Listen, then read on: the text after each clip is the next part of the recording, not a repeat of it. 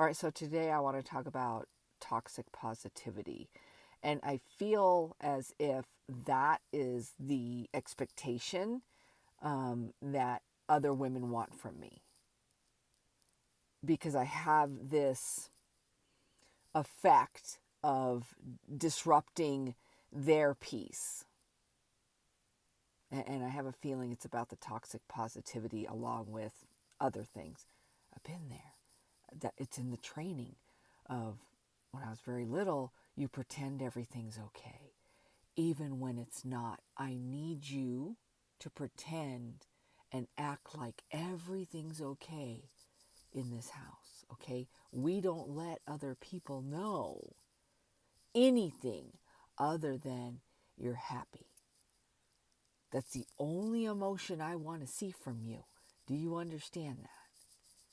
Okay? You don't need to be sad or mad. Okay, because I'm feeding you, I'm clothing you, I'm housing you. You have no reason to complain. None. So, put on that smile, sit there and look pretty. Okay, that was the messaging. All right? And it was almost like they took it personal. If I wasn't happy 100% of the time, it was a reflection upon them. When it's just natural as a human being to have feelings and say, I'm upset about something. And then the voice, right, gets stuffed down. And for me, it turned into emotional eating. All right, so toxic positivity is the pressure to only display positive emotions, feelings, reactions, or experiences. It invalidates human experience and can lead to trauma, isolation, and unhealthy coping mechanisms. Can lead to unhealthy coping mechanisms. I feel that's where my emotional eating came from, was the inability to handle my emotions as a child. They just didn't know how. Because again, it was a reflection on them. Why can't I make this child happy 100% of the time? Does that seem like a reasonable expectation? Which reminds me, we're going to go back to, remember I was talking a little bit about the boomers and, some people got really upset. Not all boomers, right? And I definitely want to bring this up again.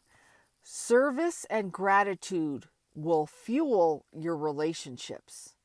Service and gratitude. Entitlement and expectation will poison it.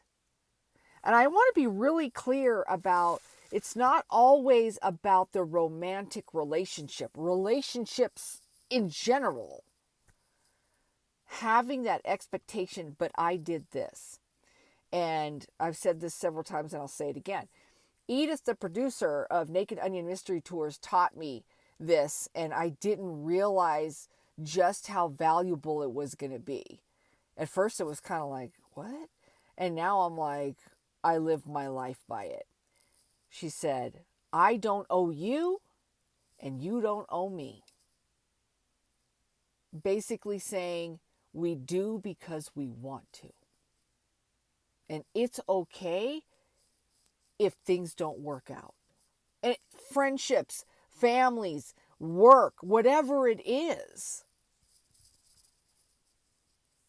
So this toxic positivity is rampant, of always pretending that you're okay when somebody, and I know, I see it on people's faces, if when they're being polite and they ask how I am and I say I don't give the general answer, they kind of like, that's a lot of information. And it's like, then you didn't really mean how am I today? Okay, we're not talking about my being a customer, people I don't know. No, I'm talking about people that I know, and then they ask me how I'm doing and what's new and everything, and I'm telling them, and um, they just start to feel like this, and I'm like, I don't know, is it social etiquette, right? I'm kind of confused about it. If you ask me how I am, I'm going to tell you. Because before the toxic positivity would move, fine, everything's fine, everything's wonderful, everything's great. And when I'm having a fabulous, fantastic day, I say that. And when I'm not, I say I'm not. So it's not like every time somebody asks me how I am, blah, blah, blah. No, it depends on the day. Am I having a good day or am I having a bad day? And if I'm having a bad day, I say why. It's really quite the release to be able to say what you want to say. And for some people, they're like, why would you share that? And it's like, because I was taught to lie. And I want to get into misinformation effect later on. So, okay, we're going to keep all these things in mind of how it affects us and how do we truly want to live our life. In honesty, in truth, with good information, with facts, with science, changed my life. I was raised on lies and misinformation. Because the end justified the means. Lying,